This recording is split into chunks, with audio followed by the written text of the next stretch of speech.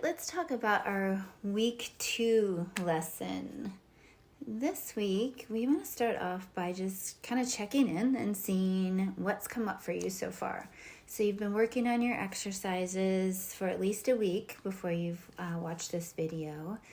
And my first question for you is, do you think that you are now becoming a little bit more aware of your posture? Can you kind of feel when you're slumping forward? Do you kind of notice those shoulder blades, where they are, kind of sitting on the back of your rib cage? Just any kind of awareness that you're starting to connect with is a good sign. So give yourself a pat on the back for that. Also, have you noticed any progress? Have you started to feel just a little bit more open in the chest? Have you felt a little bit more connection as you're starting to move through those exercises, where you're actually noticing what's going on in your mind and your body, and they're connecting together as you try to facilitate those exercises? Anything like that is also progress. So again, good for you. And you've probably run into a few challenges already. You might have noticed some things that are what I like to call areas of opportunity. Places where you might find it's a little bit of a challenge, might be a little bit of a struggle for you right now. Sometimes just gliding those shoulder blades forward and backward can be a challenge. So we're taking this in baby steps, and remember, you don't have to hurry anything. And my final thing is just, how can you make it more of a habit to do the exercises daily? We've given you the handouts that you can kind of see them. So if you haven't printed those out, that might be one way. Setting aside a specific time of the day to do it can be another opportunity to make it a habit, or coupling it with other things that you do. So maybe you lay on the floor or sit on the couch and watch TV in the evening, and maybe you can kind of coordinate it with that. If you lay on the floor and just have your phone and you're watching the videos while you're doing that. Or any other time of the day where you can kind of get into a habit. Maybe it's a work break and you can do one exercise for each 2-minute break that you take during the week or during the work day. Just think of creative ways that you can start to make this become more of a habit.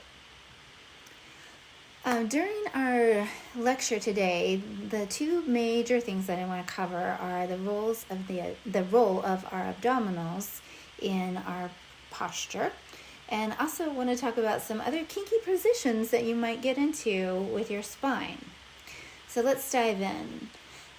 I've kind of emphasized that we don't want to neglect the participation, if you will, of your abdominals in this program. Research has shown that when the abs are engaged, or abdominal control feedback has been added to shoulder or scapular stabilization exercises, the involvement of the abdominals versus just the shoulder or scapular exercises alone produced more positive results. So really important to coordinate the use of your abdominals while we're doing these shoulder exercises. So let's talk about those abs and how do we get them on board. We have 4 sets of abdominals plus the diaphragm. So our diaphragm runs horizontally. If you kind of take your fingertips and just kind of rub right across your rib cage, at the bottom, that's where your diaphragm is. And from there, we have a horizontal muscle that runs around your body very deep. So it's right next to your spine. And that horizontal muscle, kind of like a belt, is called your TA, or transversus abdominis. And your TA is your postural very best friend. Its job in life is to support you, and particularly your low back. So when we're able to get that TA involved, that is going to help you stand up straighter. It's going to protect your core and your low back. The other muscles that we have in the abdominals run horizontally. So our external and internal obliques, diagonally. They run at a diagonal. And then the rectus obliques or rectus abdominis, which you can see in this picture, which we often call the 6-pack, which is actually 8-pack. As you can see in the picture, that's the one that's just from the rib cage to the pubic bone, so it goes up and down. That is the most deep, superficial abdominal muscle, so it's the closest to the surface.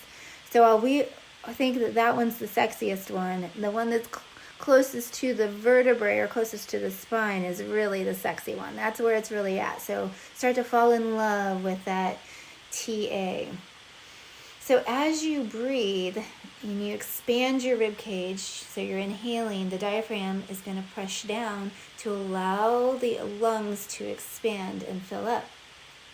And then when you exhale, the rib cage is going to close. We want that movement of the rib cage. The diaphragm is going to lift up, and as the diaphragm lifts up, the TA wraps all the way around the front and the back. And if you feel that pulling your belly button into the backbone, you might notice this kind of connection back in the very back of your body. It's where that TA wraps into the thoracolumbar fascia, so right in your low back area. And the last thing is that our pelvic floor, which runs from your pubic bone to your tailbone and holds all your insides in, it as well as the diaphragm lifts up. So our diaphragm raises and the pelvic floor raises as well when we exhale. And that creates this negative pressure system that helps your TA wrap a little bit more. So let's just practice a quick exercise. If you'll just put your feet on the floor, take a deep breath in and feel your ribs pushing out to the right and left, kind of underneath your armpits. So your ribs are kind of pushing to the side walls of the room. Now exhale, make that shush sound. Gently pull your belly button to your backbone and gently lift your pelvic floor up. And when you do that, that's going to amplify that TA wrapping. This is the element that we want to incorporate in all of our exercises as well. It takes practice, but it's something you can just lay in bed and do. The other thing I want to challenge you is when you're walking around, if you can just gently pull that TA in, you're going to notice that you stand straighter. If you're sitting in your chair, if you just gently pull that TA in, like 30%, drawing that belly button to your backbone, you're going to notice that you sit up straighter as well. So start to get very acquainted with your TA, your transverse abdominis, and make that guy your best friend. Promise your life will change. This slide just shows us how we typically end up sitting in a chair, especially if we're working in a desk job. As you can see at this guy, he's kind of leaning forward, hunching forward. But what we often do as well is we tip our pelvis back. So we get this tipped pelvis and then this curved upright thoracic spine, or curved forward thoracic spine. And we call this curved forward of the thoracic spine kyphosis. And I know we've all seen that, and especially in ladies as we age, we call that a hyperkyphosis, where they're just basically bent over so that their head is looking down at the floor. I guess I shouldn't just say ladies, it's men as well. And again, it's getting more and more popular.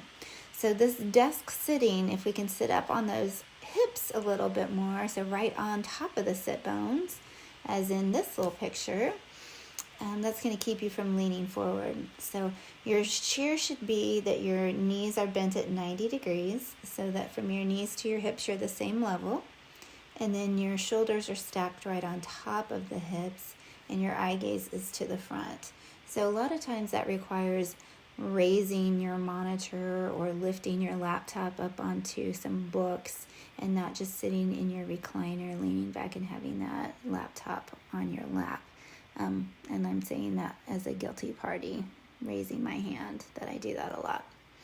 So proper spinal alignment is floating the head, lengthening the spine. So in Pilates, we think about, I cue lengthening from the crown to the tail. So the crown of the head is as if it's reaching through the ceiling. Keeping the shoulders just gently back. So if you can kind of start to think about our shoulder blades rest on our rib cage. And in your mind, can you just start to feel that connection of the shoulder blades on your rib cage? They're connected to your rib cage by muscle and tissue, connective tissue, fascia. But just start to get that awareness of, hey, those shoulder blades are back there. They're resting on my rib cage. Are they causing me to round forward, or are they just sitting up nicely? Also think about sitting up out of your hips. So lifting that belly button just a little bit, lifting up out of the hips. Again, your feet are on the floor or even on a support if you can't get your feet to the floor. Some of us shorties have a trouble with that. And again, we want 90-degree angles, so 90 degrees in the knees, 90 degrees in the hips, as you can see from our little model here in the chair. Another problem that we often have with our sitting posture, one for men and one for women. Men will often sit on a wallet, and what happens with that, as you can see from our little diagram, is that when you're sitting on a wallet, and this guy's got his wallet in his right pocket, the pelvis, that's what's in that diagram there, is often shifted off to the left. So the right side of the pelvis is elevated and the left side of the pelvis is dropped down. And so you have this little teeter-totter. Well, it's not just the pelvis that does that, then the lumbar spine has to compensate for it. So if you look at the little line above the pelvis, you can see how the lumbar spine starts to curve to the right due to the drop on the left. And so we put this, our pelvis and our back already in a compromised position just by sitting on that wallet.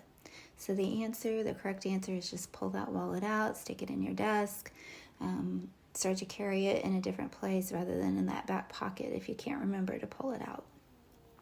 For women, we often sit with our legs crossed, and essentially the same thing happens. The leg that's crossed is going to be higher. The pelvis, the sit bone on that side is going to be higher than the one that's not crossed. And so we get ourselves in that tip position, and again, our lumbar spine compensates for it. Here's some other kinky positions. Just looking up. If you tend to look up for your job, I have worked with a lot of dentists that look forward. Also looking at what you're doing with your loved ones. My husband is 6'4". This is a picture of us on our anniversary. Looking up, and I didn't ever think about this being an issue until I posted it online, and one of my friends said, well, I hope you have a good chiropractor.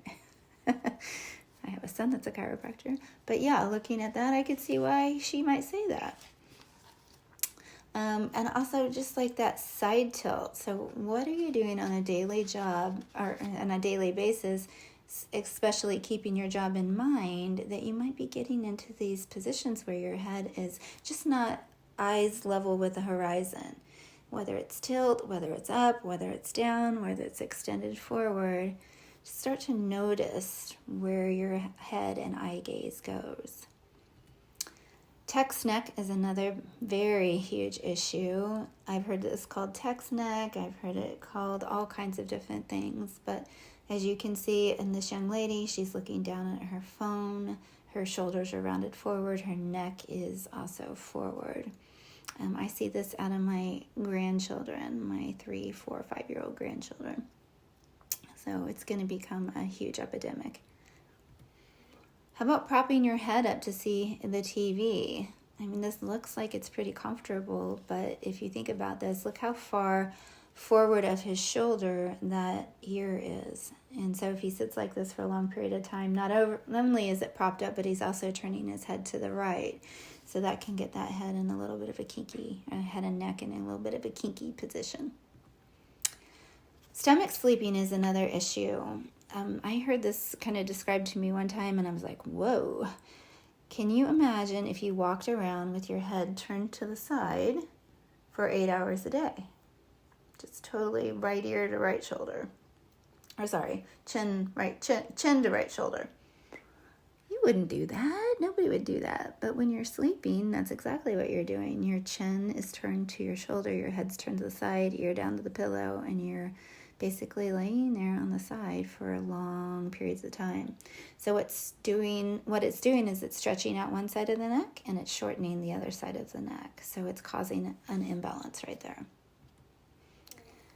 High heels are another thing that can contribute to some of our neck and shoulder issues. If you haven't kind of heard me get this point across yet, Understand it now that wherever your pelvis is, your neck and shoulders are also going to compensate for.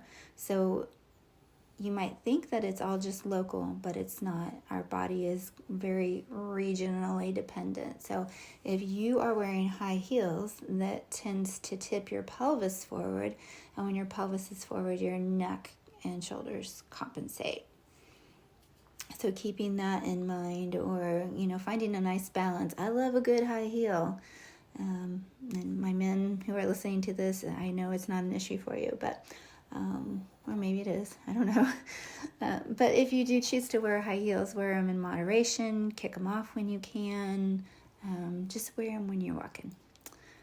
Another thing that tends to happen is carrying a heavy purse or a backpack, and you can tell in this picture with the skeleton, what we often do is we lean to the opposite side. So if I'm carrying my purse as this skeleton is on my left side or its left side, you tend to lean to the right to compensate and balance out the body.